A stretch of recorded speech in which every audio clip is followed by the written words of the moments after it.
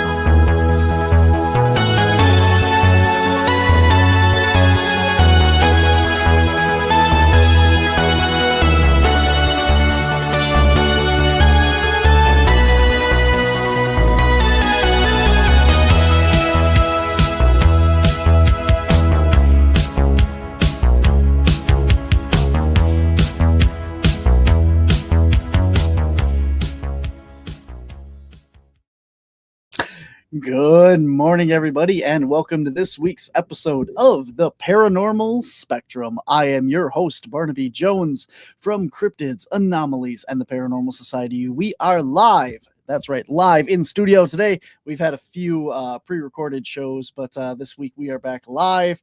We are pre-recorded next week on Christmas with a special guest here from Caps, my own team. So it's going to be a really good show for you guys then, but we are live in studio today. So if you have any questions or comments throughout the show, throw them in the comments section and we will get to them as soon as possible. I don't believe that you're alive.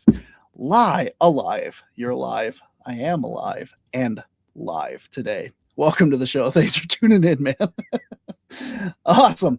We are live. So with that being said, guys, if you'd like to show your support for all things here, Cryptids, Anomalies, and the Paranormal Society, it is, I just got an email from T-Public today that today is the last day that you can order and get hopefully guaranteed shipping by Christmas. So if you're looking for a last minute gift for your favorite Cryptid fan or Caps fan, you still have time, and you still have time to get our lovely holiday edition ugly sweater design from Caps. It will arrive hopefully in time by Christmas. So there you go. This is the last time you'll hear me talk about that, but the design will stay up if you want to get it, for whenever. It'll still be up there, but just before this year. So there you go.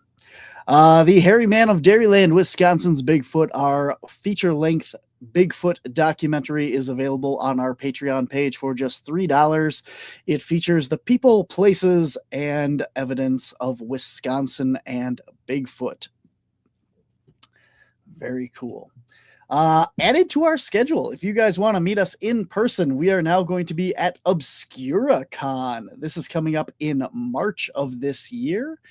Next year. I'm already on next year. We finished up with Krampus a couple days ago, and now we're on to 2026. We got big stuff coming here. So ObscuraCon is coming up next March. It is in Illinois. I will get you more information on that. We just got it signed, so we'll get back to that. And Contact Modalities Expo, May 1st through the 3rd in Delavan, Wisconsin. That is coming up. Dean Bertram, also from the Untold Radio Network, is going to be at this event. Myself, Sam Moranto from MUFON, Zach Screedy, Jack Chavez, so many names on there. I'm not going to bore you with reading them all. Check it on out. Contact Modalities XPO.com or WisconsinCaps.com. Click on the public events tab for all the information. We're just a couple days away from releasing the tickets and our second round of guest speaker announcements for CapCon 2026. Yep, 2026 in Fond du Lac, Wisconsin. Now I don't even know what year it is. It's going to be Saturday, May 9th in Fond du Lac, Wisconsin. Tickets and the more speakers get announced January 1st. So going to be a big event there. Make sure you grab your tickets and stuff early because you get a discount. And then, guys, Saturday, June 13th, we are going to be at the Chicago Paranormal Convention, Countryside, Illinois. And in October, we are going to be at the Belleville Public Library, October 30th. There you go. That's what I got. That's what's coming up. But coming up on the show today, we are live. Let's see here. This is for me. I guess I'll take it first. What did I think about the black and white picture I linked to you on Facebook of the 50-foot snake? Yeah.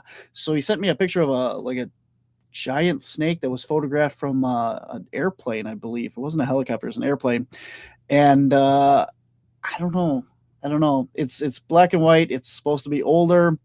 I don't know. It's hard to tell scale of what's around it in the picture.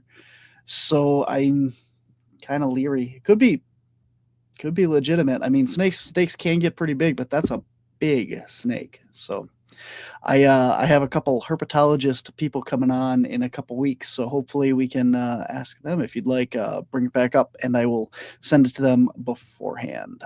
Awesome. Ooh, an interesting story from Octopus with No Friends. All right, guys, I have a guest. We are got to get to him. So we are live today, as you can tell. With that being said, let's get to our guest.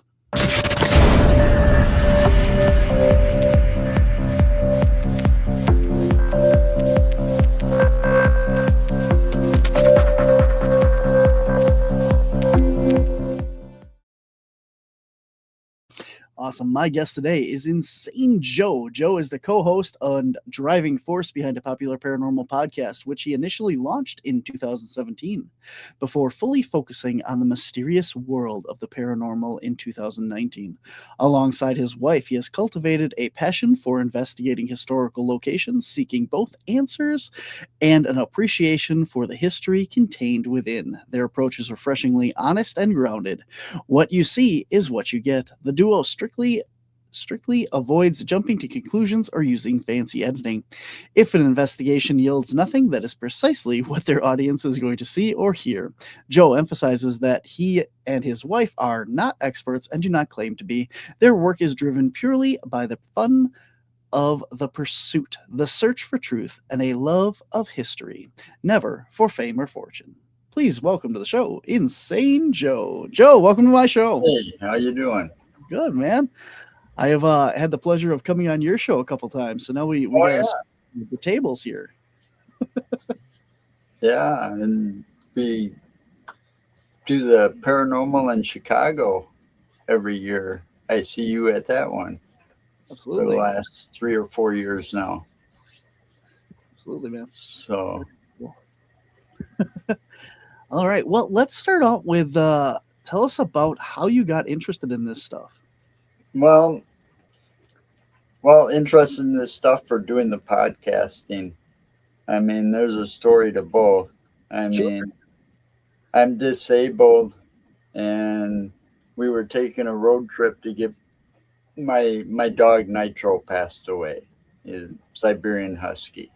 Okay, so we were taking a road trip to a husky farm, and it was 3 hours north of where I am, and Arena, I think it was.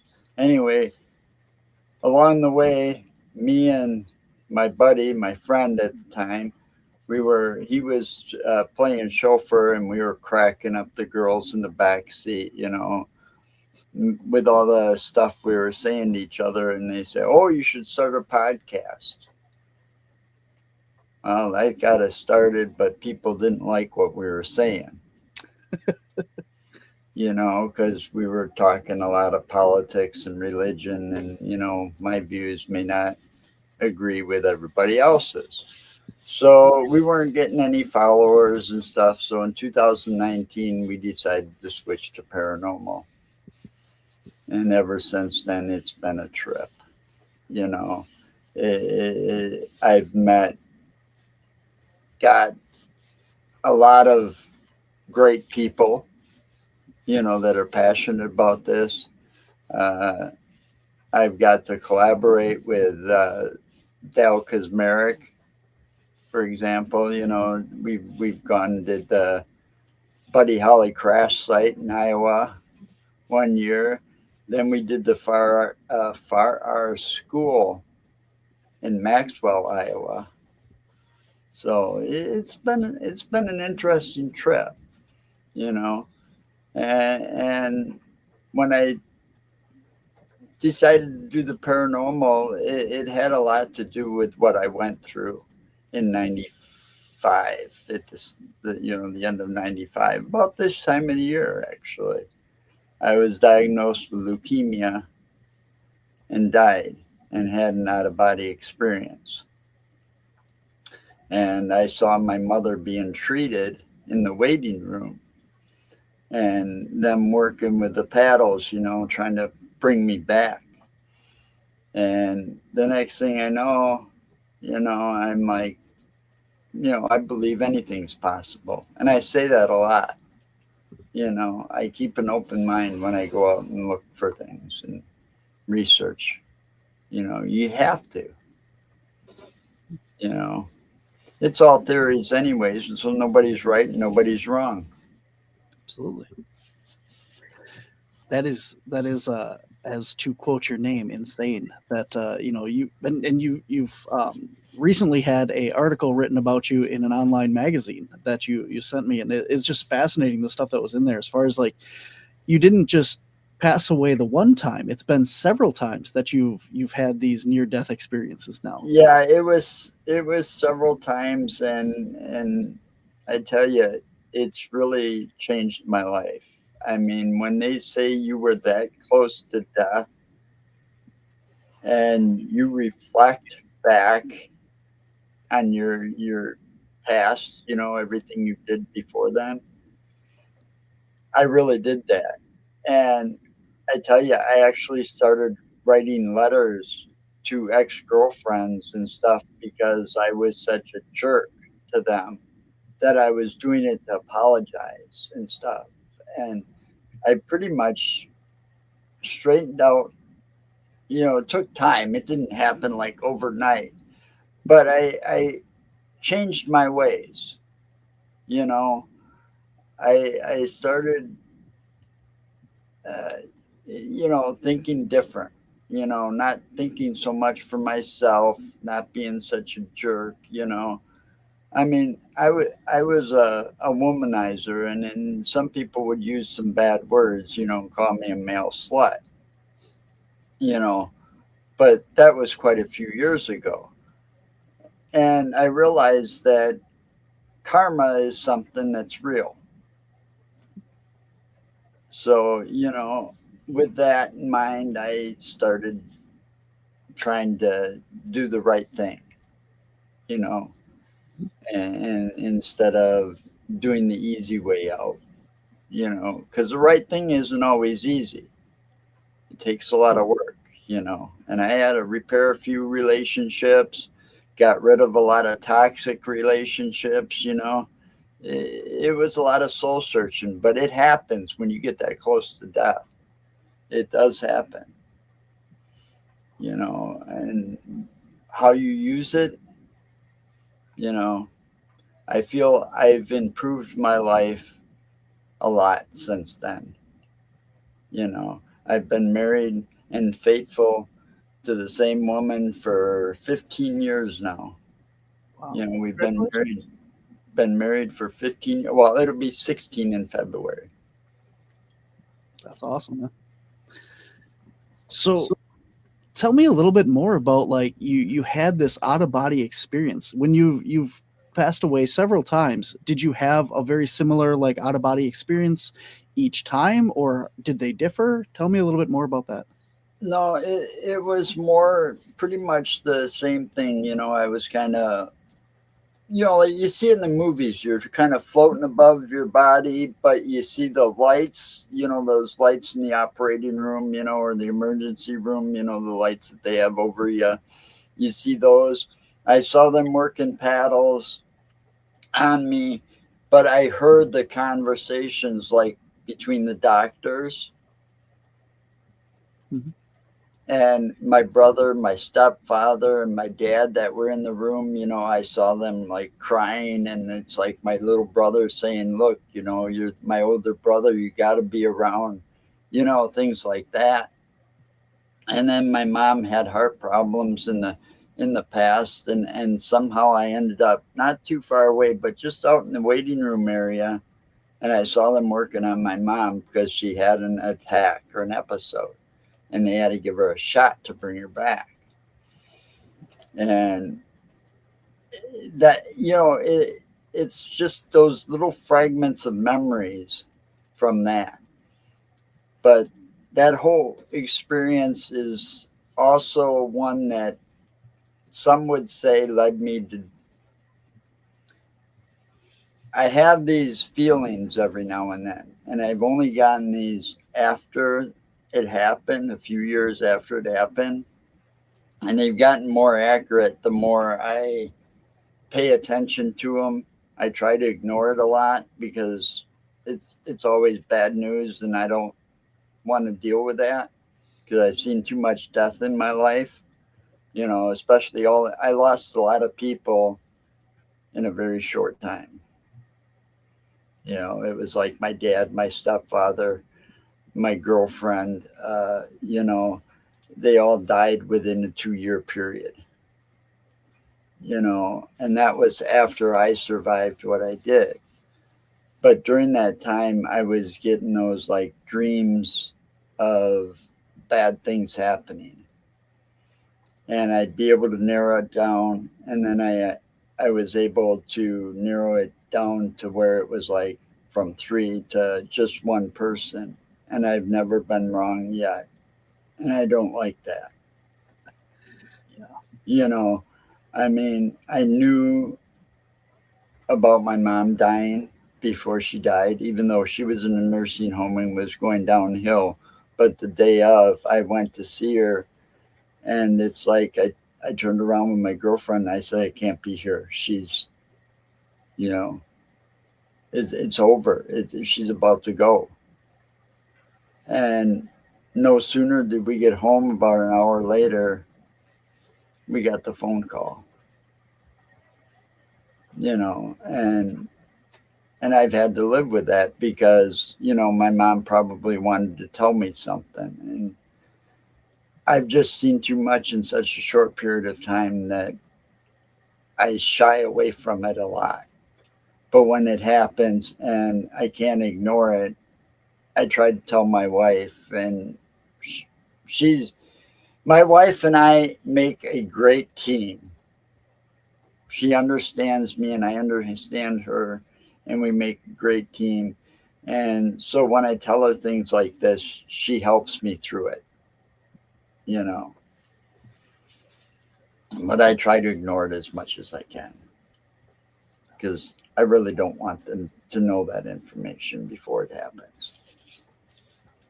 So, it's always like a blessing and a curse there. Like yeah, sometimes people wonder, do you want to know the day that you're going to die or the day that someone's going to die? And it's a blessing because you know that you can survive everything up to there and that nothing is going to be the end up to there, but you still have that lingering of these things. And I don't know. I don't know which would be harder to deal with, knowing or not knowing. And yeah, I guess we're mostly yeah. stuck with not knowing. Well, I just don't like to know because I I've gotten ever since the leukemia stuff. I've gotten more sensitive to my feelings and people, and you know, and it might have something to do with my age too. But you get that way where things will make you cry when you watch them on TV that normally wouldn't have in the past. And it's just because I'm more in touch with my feelings and people around me, and it's complicated. I tend to hibernate a lot. you know you don't see me out too often, especially this time of year. It's too cold, man. For an old man, it's too cold. um but for what I went through, yeah, it is too cold for me. I missed 3 winters in a row in that hospital, in the UW hospital in Madison. And we in Wisconsin, we build up a tolerance over the years. Yep. Well, those 3 or 4 years that I spent in the hospital missing those winters, I lost that tolerance. So I don't have a tolerance for this cold anymore. I really don't. Wow. You know.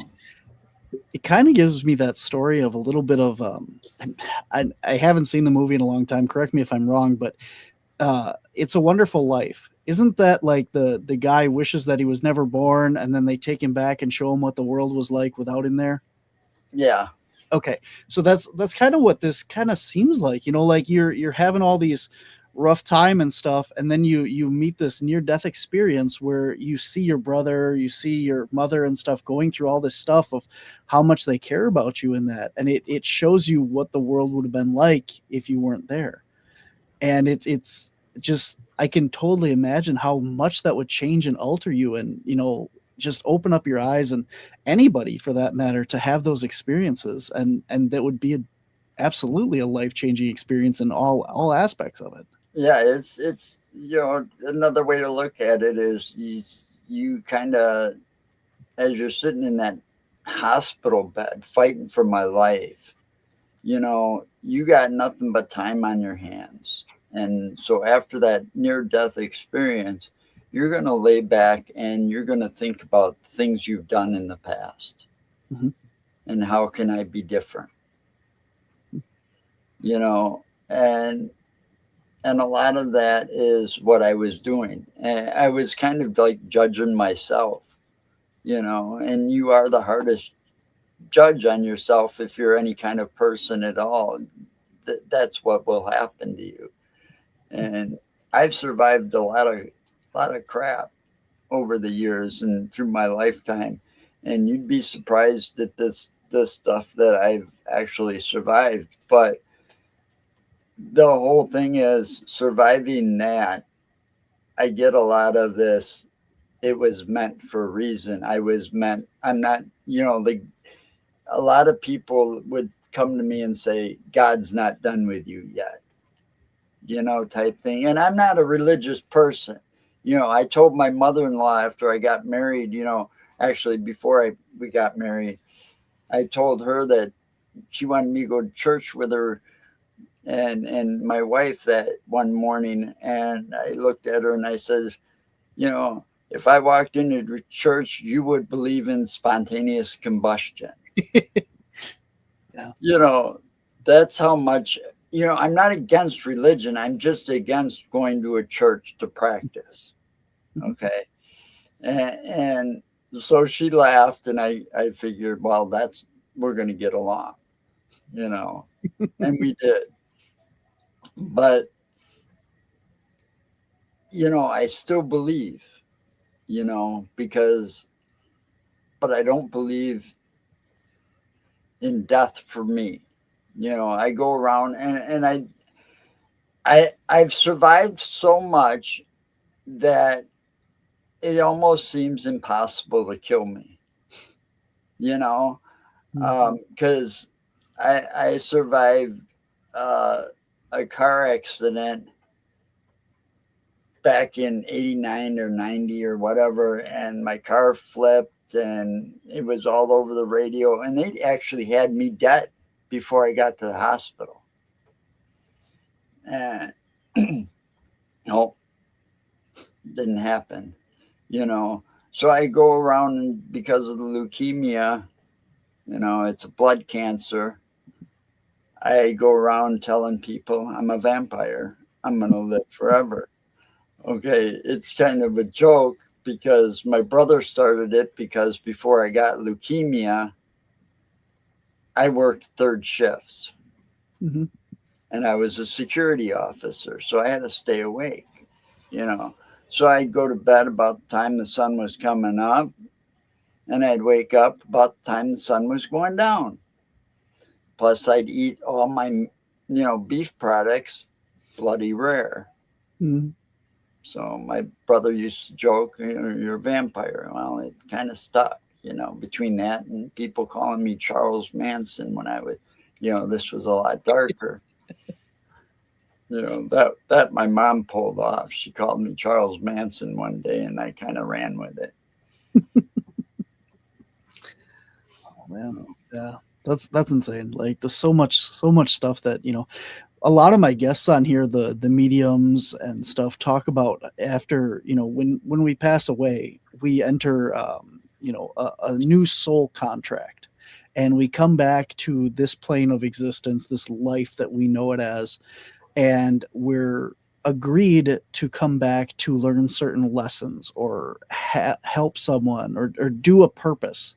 And it seems like when we talk about things being meant to be or happen for a reason and stuff, it seems like all that stuff kind of adds up to you have to learn this lesson, and you have to go through these hardships or meet these people and have these losses in order to get you to the point where you understand more about the universe, more about your soul, and the way that we are in life. And this, I mean, you are an excellent example of all of that put to use right there.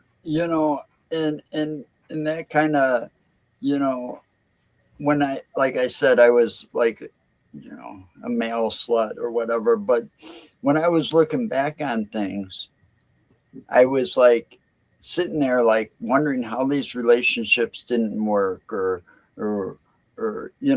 like all these different women, they didn't work, But then I realized I was only meant to be in their lives long enough to help them because they were broken, Mhm. And once I fixed them, they decided to move on to better things, you know. And the more I thought about that, and the more I pondered on it, the more I came to realize, things are meant to happen for a reason, like you said, you're meant to meet this person just at the right time in their lives when they need you the most, Mhm. and then once you're done helping them, well, they're going to follow their own path now. They don't need you anymore. It's time for you to move on and help somebody else. No, that's how I accepted a lot of my past, Mhm. you know. And my reward is my wife. You know, I've got I've got like the perfect relationship. I mean, we go and we go and, like they say, we're gonna have meatloaf and mashed potatoes. The whole dinner thing. We go into the kitchen and we work together as a team to get that done. Everything we do is like a team effort, you know, That's awesome. and we very rarely argue, or fight, for that matters, you know. I mean, we used to have fights, but it was more about her kids or my kids. And we don't even let that get in the way anymore. Let me ask you this, and I don't mean to get too personal because it's obviously not about you, but when how does her story or her backstory kind of follow along with yours? Has she gone through a lot of the same stuff and had like that life changing to where she's I don't want to say like mellowed out now or had those revelations like you have? Is she kind of on the same life path? No. Okay. Um, my wife was somebody, when I met her, she was kind of broken. Hmm. You know, she didn't think she could do this or didn't think she could do that. And I gave her the strength to do that. You know, she's like, I'm too stupid to go to college. And I said, the hell you're not. And now she's got, uh, uh, what is that? Masters? Is that higher than bachelor's? Yeah. All right, that's the degree she's got in business administration and accounting and stuff like that. You That's know, awesome. she's a very smart lady, Mhm. you know, but she needed help. But when it comes to paranormal, I think she only does it because she finds it interesting and she's doing it with me, so it's fun, you know, in her eyes. And we get to go out and see places and travel together and meet interesting people. So, you know, it's all like a more like she does it for me, I think, sometimes. You know, but at the same time it's like we get to take road trips together and go see places and do things we've never done before. So, you know. Well, let's transition here over to a little bit maybe lighter topic for some, but the paranormal. I mean, like this whole thing, you know, you've talked about how your life-changing events and the near death has opened your eyes a lot more to the paranormal. So, were you always interested in the paranormal prior to that, or was the near death experiences something that kind of triggered that interest? I think the near death triggered it because, you know, I heard a lot of stories when I was younger, but I always thought they were BS because my dad used to tell them to me, you know. Mhm. Um, but I kind of always believed in Bigfoot, but I never really opened my mind to things outside of that, you know, other cryptids and, you know, other things possible. But now, like I said, I think anything's possible after what I've been through. Yeah, it's like aliens, for example. You know, we're just a tiny little speck in this universe. And we would think we're ignorant to think we're the only intelligent life out there. Come on. You know, let's get real. We got all these planets out there and there's not a living creature on one of them. I highly doubt that. You know, Have you that's seen the common sense though. Absolutely. Have you seen the new trailer for the movie Disclosure Day by Steven Spielberg? No, Oh, I don't watch much TV. fair enough. Um, I'm more of a video game junkie. You know, I grew up in an arcade, you know, That's cool. before you had consoles in the home. Yep. That's cool. So I was just wondering, that just came out this week, so you brought up aliens. I was wondering what your thoughts on it were, but it's I don't know. I don't know if I'm behind it or not. It has a little bit of weird side notes to it and that, and I don't know. We'll well, leave the door open on it, but Hollywood in my mind is kind of lost their imagination. hmm, They keep rehashing and remaking and all this other stuff instead of coming up with new stuff. And when they do, they tend to do it in a hurry and sometimes cast it wrong. yes. And you know, if they cast it wrong, the movie's not going to go so well.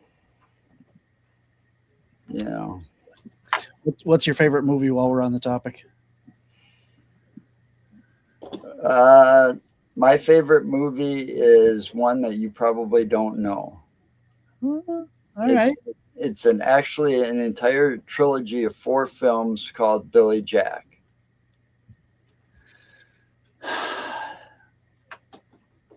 See if you're in here. It sounds familiar, but you're right. I don't. I'm not familiar with The it. first movie's called Born Again Losers, or Born, and then it's Billy Jack, and then Billy Jack goes to trial, and then Billy Jack goes to Washington. Yeah, it sounds kind of like some of those pornos or whatever, I was gonna say, wait a minute, what kind of movies are we talking about here? But the guy that plays Billy Jack was born in Milwaukee, Wisconsin. Okay.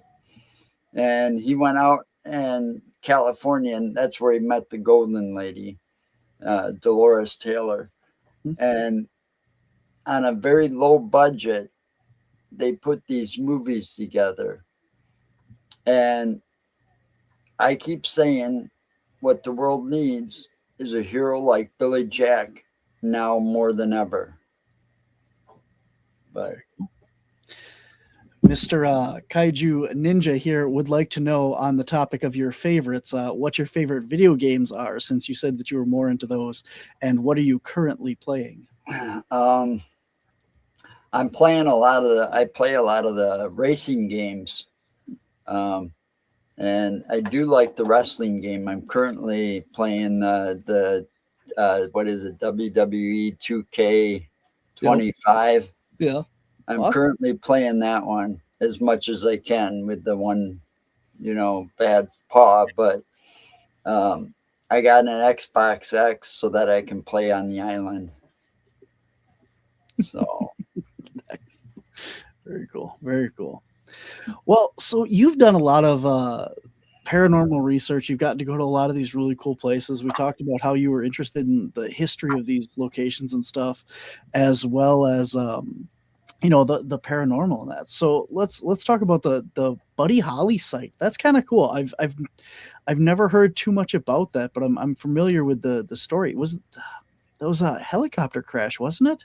it was a plane crash, Plane but crash, still, okay. yeah. And the thing was, I don't remember which way it goes, but the last seat was taken because of a coin flip, and that's what put Richie Valens on that plane.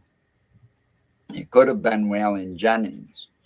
Dukes of Hazzard might have been a hell of a lot different too.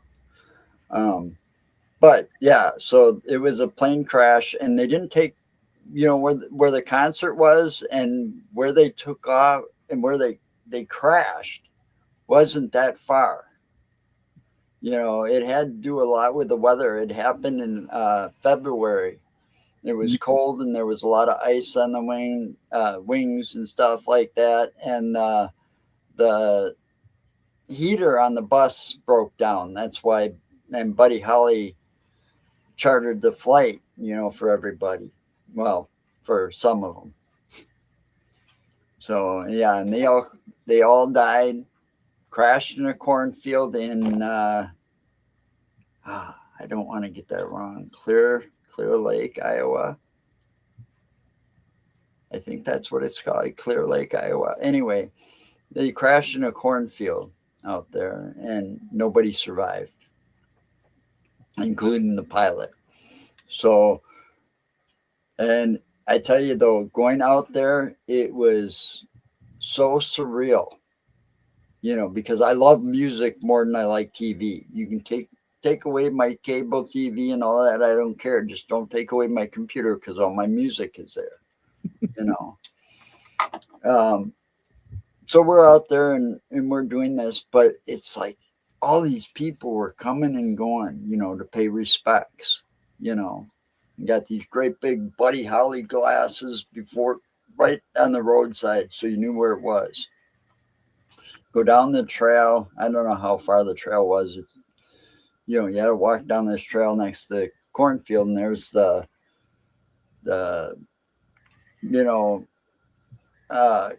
kind of headstones that somebody made for them. They're all made out of metal. Lighters and, you got monies, little 45s, all this stuff sitting there. And, we were getting some really good EMFs. We were asking questions and we were getting the answers. Playing a little bit of a clip of a song and saying, all right, who played this? And it would come back and say Buddy or Richie, it'd just be one word, but it'd be enough to know. But the strangest thing was when we got home, it must have been maybe a week or two later, I get a phone call from, I think it was Dale Kazmarek called me because he was with us. And he's like, do you get this strange audio on the camera, or anybody pick this up or hear a plane when we were out there, like low flying, private jet? No.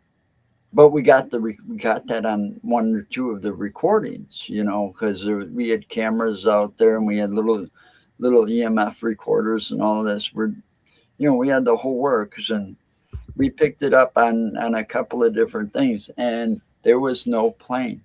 I don't remember or recall anything because it was so quiet out. You would have noticed it if it was flying overhead, but we picked it up on a couple of recordings. So it was like a phantom plane. Yeah. What do you make of stuff like that? We hear the stories of, the phantom train whistles, or, the phantom airplane noises, gunshots, things like that, like at Gettysburg. And that if your soul can, leave your body and this is what people are experiencing as a ghost, how do you explain the, non-living sounds in that? Yeah, I don't know how to explain that. I mean, we didn't hear it when we were out there, and it was so quiet, and there was enough of us out there. There was like 5 or 6 of us in the little group, and that we would have said, hey, there's a plane, because it came over the audio that it was close, flying low, but nobody saw it. I have no explanation for that. I'd say it was an audio glitch in some cases, but to be picked up on more than one device, that rules that out, Mm-hmm.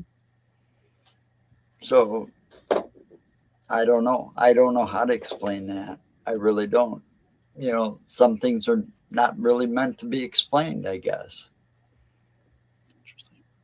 I don't know. It kind of makes you think like, well, are you maybe experiencing a spirit's memories? Like something Never that, thought of it that way. like Buddy Holly is remembering the plane sound, and that's why you're hearing it because he's projecting it to you. Or it's just so weird to think of that, and how would that even be possible to project that memory to you? That just adds a whole nother layer to the paranormal. Yeah, it does. Yeah, it does, because we didn't find that until we got home and we was reviewing all the information. I mean, we had a lot of things happen that day. I mean, it could have been just one of those days that we were just in the right place at the right time for things to happen, because we also had things happen in Maxwell, Iowa that same day because we were at Farrar School. And that was one of those places that I walked into and I wasn't ready for it. And I wasn't even in the building 5 minutes and I had to turn around and walk out because I was feeling sick. I've heard of that place. Before we get into this, tell me a little bit more about it, because I'm not familiar with the history or anything about the building itself. I don't. The building's like 100. What was it? 150 years old. It's an old school. I believe it actually shut down from being used in the late 80s or the late 90s. They stopped using it as a school.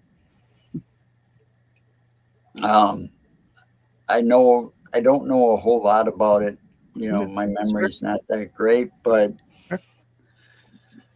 it's got like a 150-year-old cemetery across the street, and the school is about 100 or 150 years old as the building itself. Um, a lot of things went on there that they decided to shut it down. Um, but how much of that, you know, you can't always, well, this is, you know, because there's not a whole lot of document of cases and, you know, Mhm. so some of it you got to sift through and find out what's real. But things that happen in that building, I've never seen happen anywhere else. You know, we were doing Dale's got a thing called a plasma. It's like he hooks up a speaker to his laptop, Phantasm box, or, you know, it works the same way as, you know, asking questions and the answer. Well, we were down in the boiler room of that place, and we were getting a lot of voices and one angry spirit. You know, there was things going on from the moment we went in there. You know, balls rolling across the gym floor. Mark, uh, Mark, my partner at the time, he had uh, he had the habit of provoking things, Hmm. and he decided to provoke things, and then the next thing you know, his equipment was failing, and he got totally locked out of his laptop. Hmm. You know, he knew the password. He was punching in the password right, but it wouldn't let him in. When he got home, one try, and he was in. You know, same password I was using there at the school, but, you know, it wasn't. Yeah, the spirits got kind of upset with him, and they made all his equipment fail, and basically, he had nothing from that investigation because the little, you know, those little cards and stuff like that you put Key in, like cards. nowadays you got those little cards, you go in a camera or whatever, they all when you go and put it in, and it's like file corrupted when you go to read them, you know, or the battery failed and you didn't get any recording. That's what you get for provoking the spirits. Mm-hmm. More joke. So, okay. So going back to the beginning there, you said that you entered this building and had to leave right away. Yeah, I entered it and I started feeling real sick to my stomach, and the thing is, that don't happen to me too much. You know, my stomach lining may have gotten, you know, destroyed with leukemia, but I do things to where, you know, I don't have problems like that because I can eat just about anything I want. But I went back out, and during that time we had a little bitty car, and I used to have, oh, it's right here. I used to have this hanging from the mirror Mhm. in the car. I had to go out and grab this and put it on before I walked back in. So, you know, there was something else there. It wasn't me because, you know, when I went out and I was protecting myself and put that back on, took a little, you know, minute or two, and I was able to go back in. I didn't have another episode after that. But we had, you know, things like equipment failures, or, you know. Interesting. Let me ask you something about that. So, you had mentioned, and correct me if I'm wrong, you're not religious, right? No, I'm not. Okay. So what's interesting is what if you're not religious, we talk about intent and all that stuff in protection. So if you believe in something, it will protect you in that. So in your mindset, what is it about that cross, if you're not religious, that has the protective power? Well, that cross was with me the day I survived a car accident that I shouldn't have. And it was right, I was wearing it around my neck, because, I wasn't religious, but I ain't going to knock a cross, especially when a girlfriend gives you it as a gift, you're going to wear it. Fair enough. Mm-hmm. But, you can see there, you can't really see it in the camera, but there's enough damage done to it that you can see this. It survived the accident with me. So I wear it in when it comes to going out on the road and stuff like that. When I don't feel safe in a vehicle. Vehicle's kind of real small, like the Ford. What was that? Ford. It was a little Ford Escort. That's what we were driving. And that thing scared the hell out of me. It wouldn't take much to destroy that thing on the highway. Mm-hmm. So yeah, I take that just to feel a little safer on the road. It's not that I don't trust my wife driving or I don't trust myself driving. I don't trust the other people on the road driving. And I got that way from driving cab for 4.5 years in Madison. Oh, Madison is terrible. Way too many one-way streets and roundabouts and crap. Oh, you want to talk about one-way streets and roundabouts? We go down to Chicago. Oh yeah. Well, that's a given. Madison is just as bad. I can't stand Madison or Oshkosh for that matter. Way too many one-way streets. Well, I grew up in Madison, so before I left there, I knew Madison like the back of my hand. Mm-hmm. I knew every little alleyway, stuff like that. But when I started driving cab and I had to go to Chicago and Chicago O'Hare Airport, oh my God. International lane, domestic lane, picking up only. And, I went down to the wrong lane and I ended up down there. The people that were with me were pissed. Well, they were already pissed because their plane was supposed to land in Chicago, but it landed at Dane County O'Hare because of the weather. So they were like bitching because they had to take cab. And well, what are you bitching about? You didn't pay for it. The airline paid for it. But I ended up with one nice tip out of it all. There you go. Kaiju Ninja would like to know if you have ever seen a Sasquatch or a UFO, or what, if not, what is the strangest experience or thing that you've ever experienced or seen paranormal wise? Well, I haven't seen a Sasquatch yet. I'd love to, though. We've got the woods for it here. Mm-hmm. Kettle Marine Forest goes quite a distance across Wisconsin. Mm-hmm. But I've seen plenty of things in the sky, UFOs, that I can't explain, especially right out my back porch. I'm out in the middle of the, kind of like out in the country. I'm about 5 minutes outside of Watertown, okay, in the country. And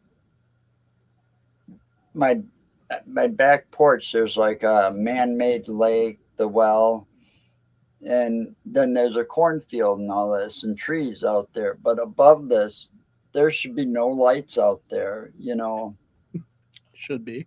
Well, I know which lights come from the farm because I've been out here 10 years. So I know that these are lights because they were like red. They got red light. There's like a red, like a cell phone tower or something out there. So you got the red light up there at the top for the airplanes so they don't hit them and stuff. But the ones that are more like centered, they shouldn't be there usually at night. So I can never tell what they are. But at that time of night, shouldn't be a low-flying plane, that's for sure. So I've seen some weird stuff. Mark saw a lot of stuff out in Marshall. But I think the weirdest thing I saw and continue to see is always going to be that property on the Bray Road property, Lee Hample's farm. The Hamples, yes, absolutely. I would agree with that sentiment wholeheartedly. I mean, that place, you dubbed it the Skinwalker Ranch of Wisconsin.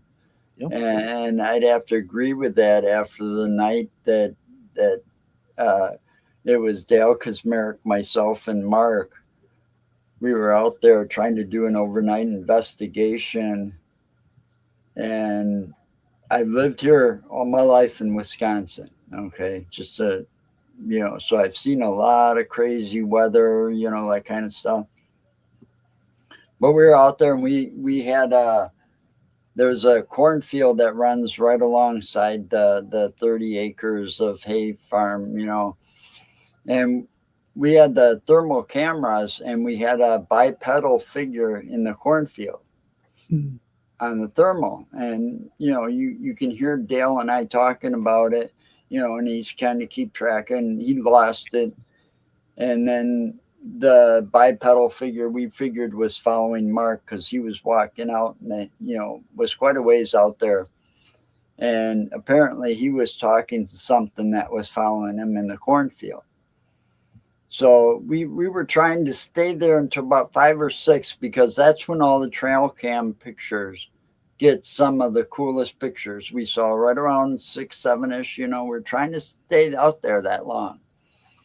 Well, right after we got this bipedal figure and we lost it and Mark got back, it was about an hour later, the fog rolled in so thick. I've never seen it as thick as it rolled in. And it rolled in so fast and so thick that we had to pack up our equipment because, the moisture was going to possibly ruin it. So we get done packing it up and we're out there with little flashlights, making sure everything's off the ground. We picked everything up and the fog lifted. It's like the land itself was chasing us off the property before that magic hour of 5 or 6 in the morning when all the good pictures, and we never got, we ended up leaving that night. Man, I tell you what, when the last time we were out there, and I don't think that it was part of the episode at all, but we had a big easy up tent set up in the middle of the field there, and all of our equipment was under it, but or most of it. We had a couple tables out on either side of it that some of the stuff was out on, like the drone and stuff was set up out there so it could fly away in that. But in the middle of our investigation, and only that 100% only, we looked it up on the radar because we wanted to know what was going on. This like little rainstorm came over the field. It wasn't anywhere else. Like you could look at it on radar. It was one chunk of rain cloud, and it literally just like passed over Elkhorn, and that was it. Wow. It came across the field. It was done in like 5 minutes, but it rained quite a bit, and then it just cleared right up. So very interesting for the weather patterns around there. I see you. We got the question here about are you the content creator who used to wear the old straight jackets on the stream back in 2010 decade? Nope. Different Insane Joe. Awesome. No, I thought about getting the straight jacket though. Yeah. Because the insane asylum, the whole thing, but. Very cool, man. Well, we are coming up on the end of the you like that? Yeah, the MTV shirt.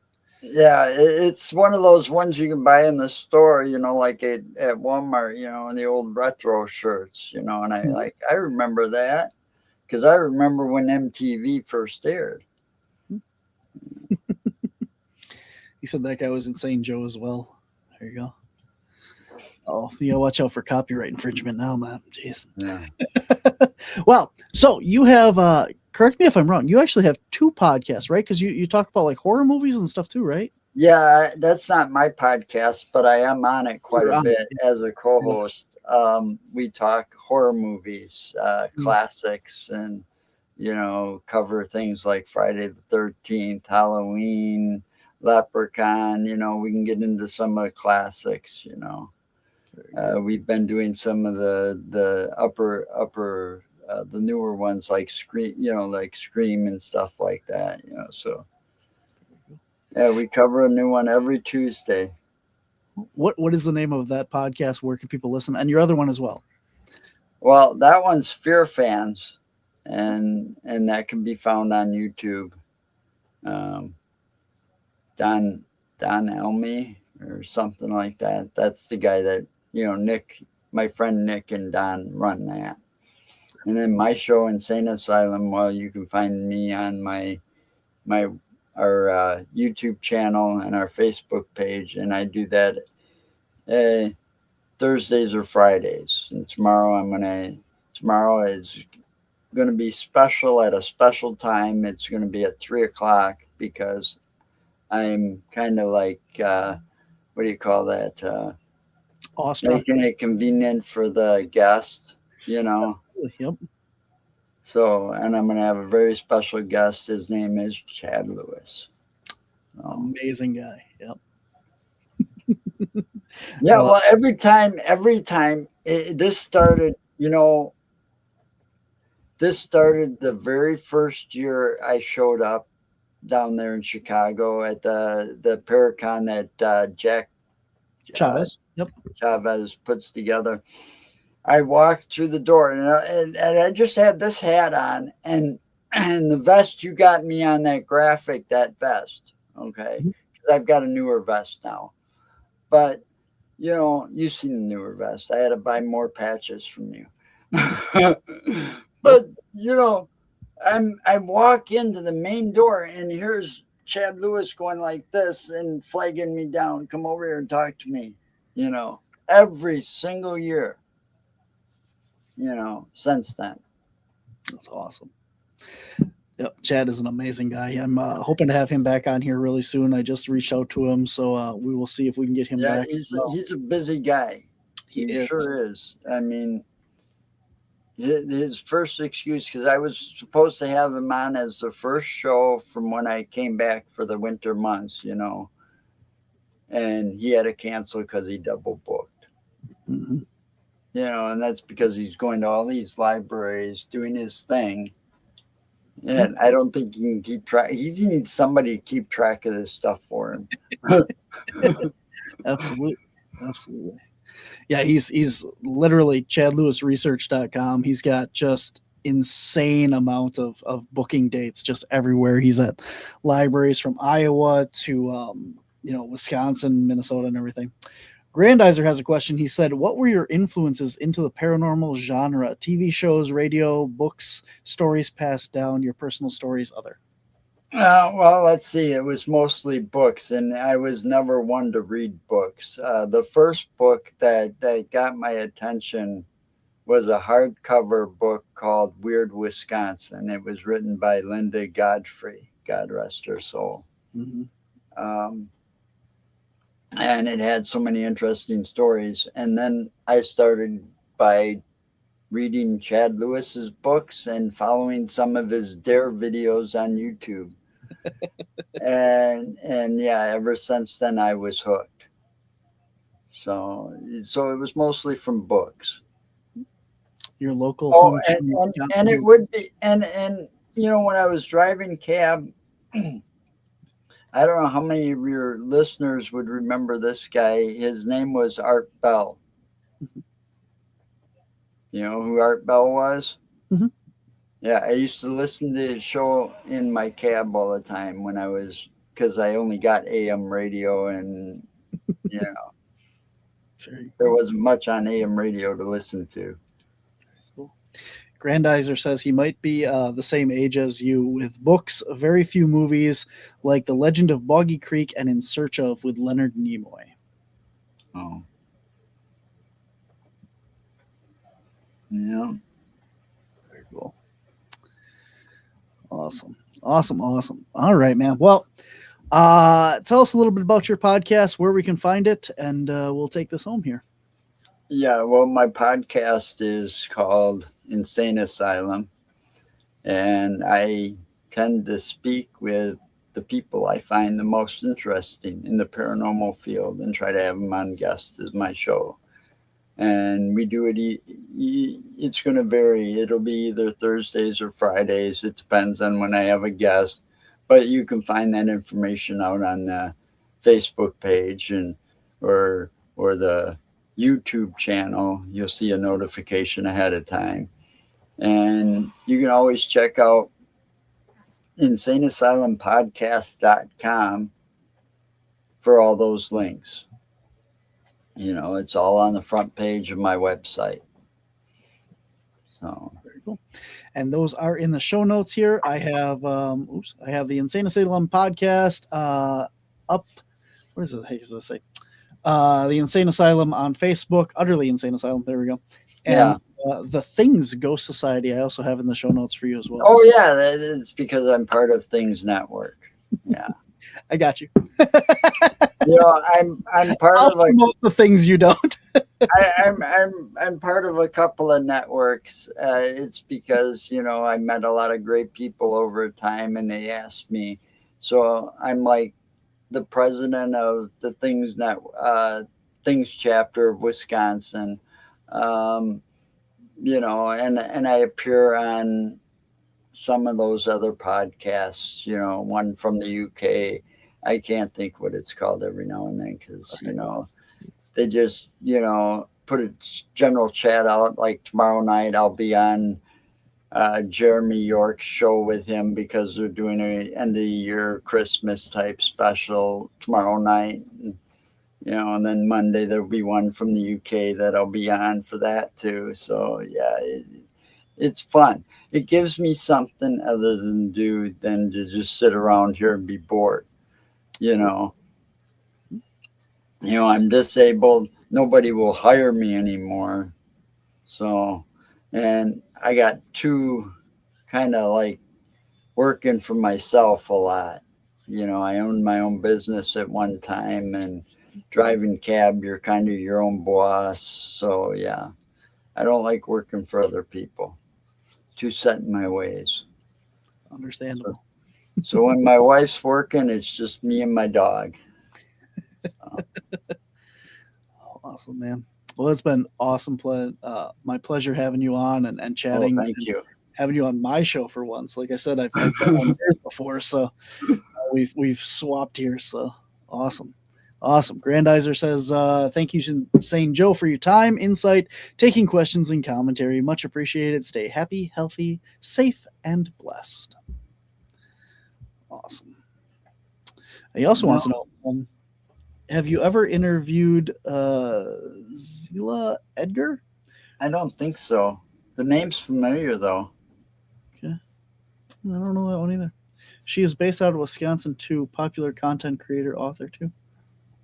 I think you mentioned that show before as well, and you asked, didn't you ask on Thanksgiving if my mom had read her books? Wasn't that it? I don't know. Something like that, but yeah, I've never heard of her.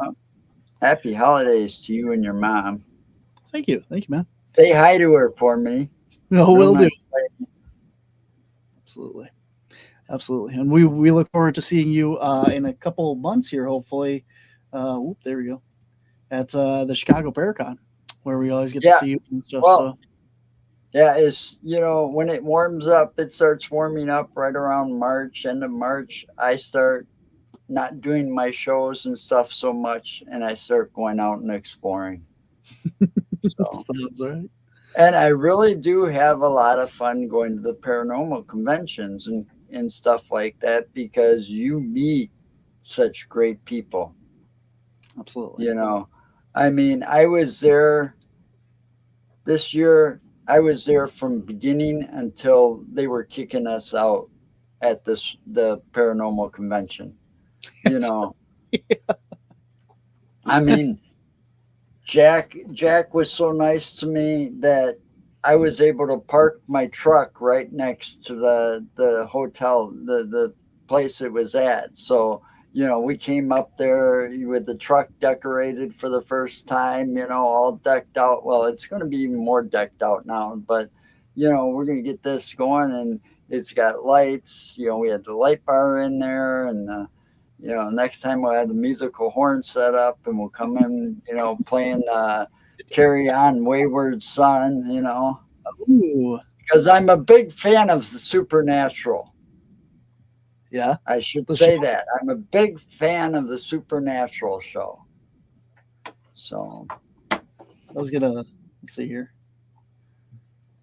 but that song just kind of, I don't know, it does it for me or something. There's something about that song that, but I like the old classic rock,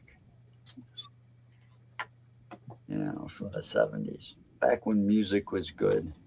This is your car. I wanted to pull it up because it was kind of cool. Oh, yeah. So there you go. You get a chance to see if you're watching us live here on YouTube or, watch the video stream of this. This is a pretty cool vehicle there. That is a Ford Explorer, 2019 Ford Explorer Police Interceptor Edition. Yep. All decked out in the purple and black show colors, the Insane Asylum podcast logo there on the side here for anybody.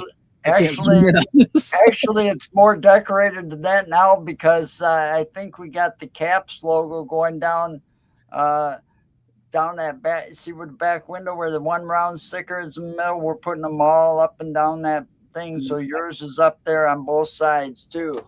Nice, man. I appreciate that. That's very cool. So yeah, we got this. My wife does most of the work on this truck. Yeah. Because she makes everything here at home with a Cricut. Oh, yeah. Very cool. So that's all vinyl. On the hood, it says "We Believe," and there was a light bar in there that day. Yep. That was Chicago. Yep. Awesome. Very cool, man. I love cars and weird. I don't love cars. Let me get that right, but I like the weird cars, like the ambulances and stuff that people have for paranormal and the ecto and all that stuff. But everybody's sitting there. Everywhere I go, I see somebody copying Echo One. Mm-hmm. The Ghostbusters thing was there as a Chevy Caprice, I think it was. Okay. Yep. I want to be different, and that's why we went with what we went with. Decided to do it the way we did it. But the whole thing is, we bought it because it was cheaper and got it from a dealership. It was cheaper. We had no idea we were going to do what we did with it until about a year and a half later. Very cool, man. Awesome. Well, we are at the end of our show today here again. I appreciate your time. I look forward to chatting with you again and meeting you in person and the Bluesmobile. There you go. Yeah, I took pictures of that. I had to. And I had to go to Joliet to say that I was there and take pictures there too because of the Blues Brothers movie. Nice. Very cool. They got that Blues Brothers mobile on a pole at a gas station somewhere in Chicago. Uh-huh. I got pictures of it. Awesome, man. All right, man. Well, I look forward to seeing you again in Chicago, and hopefully we can chat again soon. And if you ever need a guest, let me know. I'll come on your show again too. So, all right, man. You take care. Have a great day. All right, guys, that is our show for this week. Thank you all for tuning in. Next week, our show falls on Christmas. So I will not be live in studio, but I do have a pre-recorded episode that will air at noon to 1 for all of you regularly scheduled viewers. If you want to tune in and check it out live or anytime after the fact while you're enjoying your festive holidays, or if not, you can watch my show. whichever you prefer. But next week, my guest is Ellie Weisensell. She is a member of my team. She's a spirit medium, and she does a lot of the clearings and negative entity removals. And she will be on talking about how you can keep yourself safe and happy from negative energies and stuff during the holiday seasons, going to all these family gatherings and social groups and keeping your energy grounded and centered aside from, you know, all the hustle and bustle in the malls and holiday shopping and all the stuff that's going on. So for all of you that may be having a hard time this time of year, it's a great episode to check out, and hopefully we see you again. And then the week after that is New Year's Day, and that will be pre-recorded as well here on the Untold Radio Network for my show, but it's going to be all about being positive in the new year. So hopefully you guys enjoy those two, and I will see you back here live after the first of the year. But I will be live on Monsters on the Edge on Mondays for you guys coming up here. So until then, I will see you on the Paranormal Spectrum live in about 2 weeks, but I will see you next week. So until then, guys, thanks for watching. Thanks for tuning in. Remember to like, subscribe, and share all things here on the Untold Radio Network, and check out the Insane Asylum podcast. It is in the show notes for you guys to check out more of Insane Joe and all the stuff he does. So until next week, remember, we're all part of the Paranormal Spectrum. Take care, be well, and I'll see you next week. You seem to know something I don't. What's going